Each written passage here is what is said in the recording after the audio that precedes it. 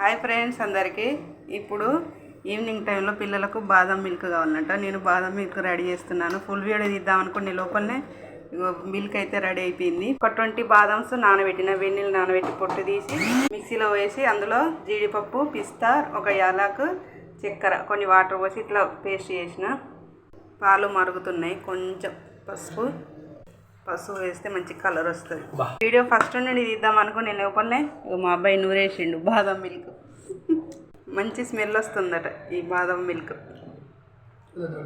Friends చూడండి, mixie jar తింటు అక్కడ అయిందా అని ఆయన అంటాడు. అక్కడ మంచిగా ఉన్నారా మీరు?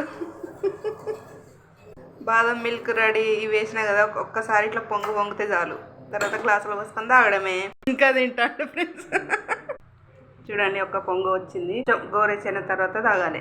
వెయిటింగ్ ఫర్ మై సన్స్ బాదం మిల్క్. ఓపెన్ చేస్తున్నా.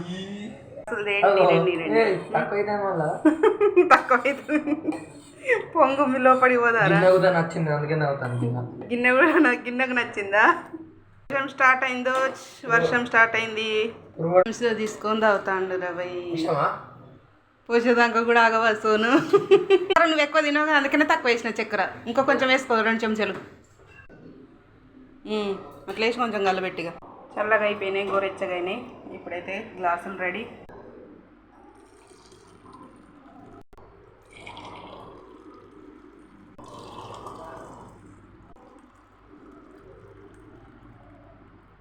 అంటే మేము తక్కువ పోసుకోవాలా, మీకు ఎక్కువ పోయాలా? తాగు బాబు తాగు. ఎలా ఉంది చెప్పు.